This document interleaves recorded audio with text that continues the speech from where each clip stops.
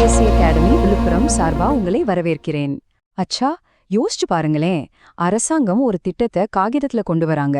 அது எப்படி ஒரு கிராமத்துல இருக்கிற ஒரு இளைஞருக்கு நிஜமான வேலையா மாறுது? இன்னைக்கு நாம தீன் தயாள் உபாத்யாய கிராமீன் கௌசல்யா யோஜனா, அதாவது DDU-GKYங்கிற ஒரு முக்கியமான திறன் மேம்பாட்டு திட்டத்தை முழுசா அலசி ஆராய போறோம். பாருங்க, இந்த கேள்விதான் நம்மளோட இந்த முழு அலசலுக்கும் அடித்தளமே.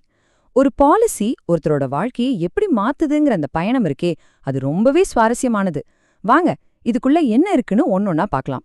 சரி, நாம எப்படி இதை பார்க்க போறோம்னா, முதல்ல DDU-GKYனா என்னன்னு சிம்பிளா புரிஞ்சுக்கலாம். அப்புறம் இதுக்கு எப்படி ஏஜென்சிகளை செலக்ட் பண்றாங்க, ஒரு கேண்டிடேட் இதுல எப்படி உள்ள வராங்க, ஃபண்ட்ஸ் எப்படி போகுது, கடைசியா இதோட தரம், குவாலிட்டி எல்லாம் எப்படி மெயின்டைன் பண்றாங்கன்னு ஸ்டெப் பை ஸ்டெப்பா பார்க்க போறோம். ஓகே, நம்மளோட முதல் பகுதிக்குள்ள போலாம். அதாவது DDU-GKYனா என்ன?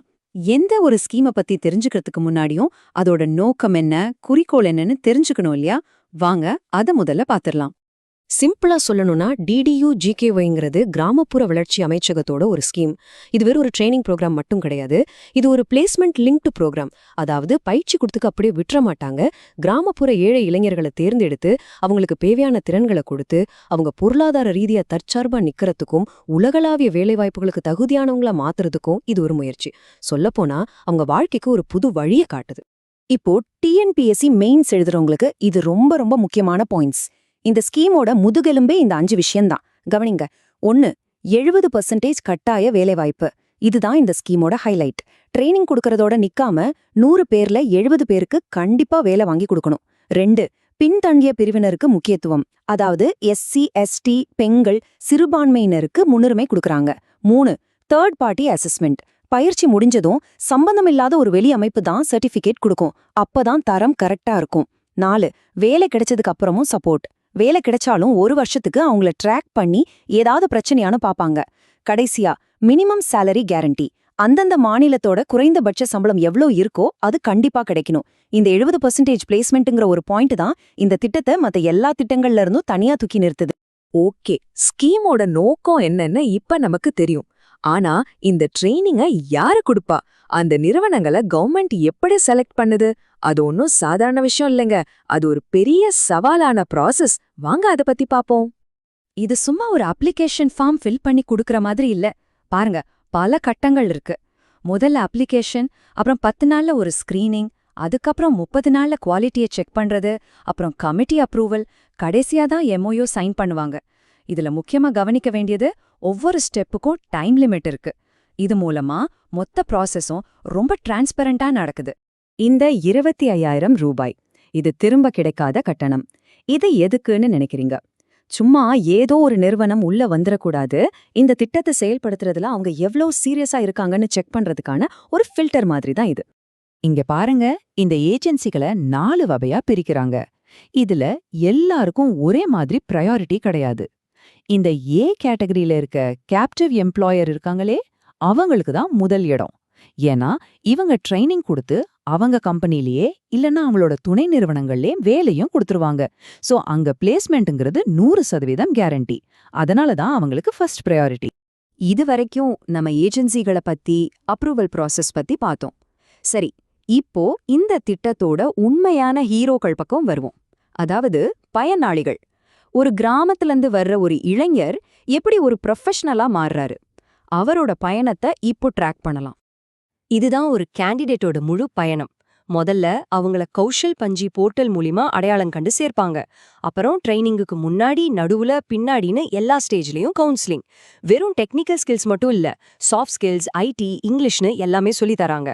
கடைசியா வேலைவாய்ப்பு. அதுக்கப்புறமா அவங்க விட்டுடுறதில்ல, 1 வருஷத்துக்கு மாசம் ட்ராக் பண்றாங்க. இது வெறும் ஒரு ட்ரைனிங் கோர்ஸ் இல்ல, அவங்க வாழ்க்கைய அடுத்த கட்டத்துக்கு கொண்டு போற ஒரு முழுமையான சப்போர்ட் சிஸ்டம். இந்த திட்டம் எவ்வளவு நுணுக்கமா வடிவமைக்கப்பட்டிருக்குன்னு பாருங்க. உதாரணத்துக்கு இந்த யூனிஃபார்ம், இது சும்மா ஒரு ட்ரெஸ் இல்ல. ஒரு கிராமத்துல இருந்து வர்ற ஒருத்தருக்கு இந்த யூனிஃபார்ம் ஒரு புது அடையாளத்தை கொடுக்குது, ஒரு தன்னம்பிக்கையை கொடுக்குது. இது பாக்குறதுக்கு ஒரு சின்ன விஷயமா தெரியலாம், ஆனா இது ஒரு பெரிய மனமாற்றத்தோட முதல் படி. இந்த திட்டத்தோட வெற்றிக்கு இன்னொரு முக்கியமான காரணம் என்ன தெரியுமா? இந்த கவுன்சிலிங் தான். வெறும் கேண்டிடேட்க்கு மட்டும் இல்ல, அவங்க பெற்றோருக்கும் கவுன்சிலிங் கொடுக்கறாங்க.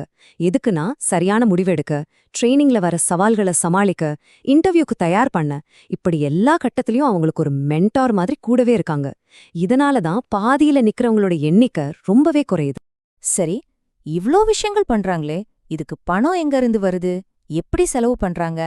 வாங்க, இப்போ இந்த திட்டத்தோட ஃபினான்ஸ் விஷயங்கள பாப்போம். ஏன்னா பணம் போற வழிய பார்த்தாலே ஒரு திட்டத்தோட பொறுப்புடுமை, அதாவது அக்கவுண்டபிலிட்டி எந்த அளவுக்கு இருக்குன்னு தெரிஞ்சிரும். இங்க பாருங்க, மொத்த செலவுல எது எதுக்கு எவ்ளோ போகுதுன்னு இது தெளிவா காட்டுது. ட்ரெய்னிங் செலவுகள், தங்குறதுக்கும் சாப்பாட்டுக்கும், வேலை கிடைச்சதுக்கு அப்புறம் பண்ற சப்போர்ட், சர்டிஃபிகேஷன், இப்படி பல விஷயங்கள் இருக்கு. ஆனா இதுல சிங்கம் பங்கு எதுக்கு போகுதுன்னா நேரடியா பயிற்சிக்கு தான். சோ பணம் சரியான இடத்துக்கு, அதாவது திறன் மேம்பாட்டுக்கு தான் போகுதுங்கிறது இதுல இருந்தே தெரியுது. இந்த திட்டத்தோட ஃபண்டிங் மாடலே ஒரு தனி ஸ்டோரி. இதுதான் இதோட ஆணிவேர்னே சொல்லலாம். மொத்த பணத்தையும் ஒரேடியா கொடுத்துட மாட்டாங்க. 4 இன்ஸ்டால்மெண்டா பிரிச்சு கொடுப்பாங்க. பாருங்க, முதல் 30% பேட்ச் ஃபைனல் ஆனதும் கிடைக்கும். அடுத்த 20% ட்ரெய்னிங் முடிஞ்சதும். மூணாவது 20% எப்போ கிடைக்கும்னா 50% பேருக்கு வேலை கிடைச்சதுக்கு அப்புறம் தான். முக்கியமான கட்டம் கடைசி 30%. இது 70% பேருக்கு வேலை கிடைச்சு அவங்க அந்த வேலையில குறைஞ்சது 6 மாசம் நீடிச்சிருக்காங்கன்னு உறுதி செஞ்சதுக்கு அப்புறம் தான் கிடைக்கும். உன்னத திட்டம் யாருக்கானதுன்னா மகாத்மா காந்தி தேசிய ஊரக வேலை உறுதி திட்டம். அதாவது நம்ம எல்லாருக்கும் தெரிஞ்சு MGNREGA. அந்த 100 நாள் வேலை திட்டத்துல 100 நாட்கள் வேலையை முடிச்ச குடும்பங்களை டார்கெட் பண்ணுது. உடல் உழைப்பை மட்டுமே நம்பி இருக்கிற குடும்பங்கள்ல இருந்து வர்ற இளைஞர்களுக்கு ஸ்கில் அடிப்படையிலான வேலைக்கு ஒரு வாய்ப்பு கொடுக்கறது தான் இதோட நோக்கம். யோசிச்சு பாருங்க, இது இந்தியாவோட 2 பெரிய கிராமப்புற திட்டங்களை இணைக்கிற ஒரு ஸ்மார்ட்டான பாலம். இதோட முக்கியத்துவத்தை நாம புரிஞ்சுக்கணும். 100 நாள் வேலை திட்டத்துல ஒருத்தர் இருக்காருன்னா அவரோட அடுத்த கட்ட வளர்ச்சி என்ன? அந்த இடத்துல தான் உன்னது ஒரு ஏணி மாதிரி வருது. இது DDU-GKYயோட அந்த வலுவான கட்டமைப்பை பயன்படுத்திக்கிட்டு அவங்கள உடல் உழைப்புங்கிற நிலையிலிருந்து நல்ல சம்பளத்தோட ஒரு ஸ்கில்டு ஜாப்க்கு கூட்டிட்டு போகுது. இது ஒரு அருமையான கெரியர் பாத் இல்லையா? அப்போ நாம இதுவரைக்கும் பார்த்ததிலிருந்து என்ன தெரிஞ்சுக்கிட்டோம்? 1, DDU-GKYங்கிறது வெறும் ஒரு ட்ரெய்னிங் ப்ரோக்ராம் இல்ல, அது ஒரு முழுமையான சிஸ்டம்.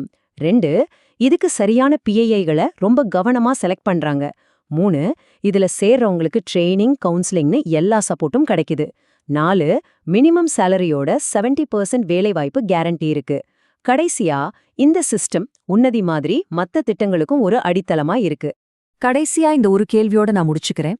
ஒவ்வொரு வருஷமும் லட்சக்கணக்கான இளைஞர்கள் வேலை சந்தைக்குள்ள வர நம்ம நாட்டுல இந்த DDU-GKY உன்னதி மாதிரியான திட்டங்கள் வெறும் சில தனி நபர்களோட வாழ்க்கையை மட்டும்தான் மாத்துதா, இல்ல இந்தியாவோட ஒட்டுமொத்த பொருளாதார எதிர்காலத்தையே மாத்தி அமைக்கிற சக்தி இதுக்கு இருக்கா? நீங்க என்ன நினைக்கிறீங்க? யோசிச்சு பாருங்க.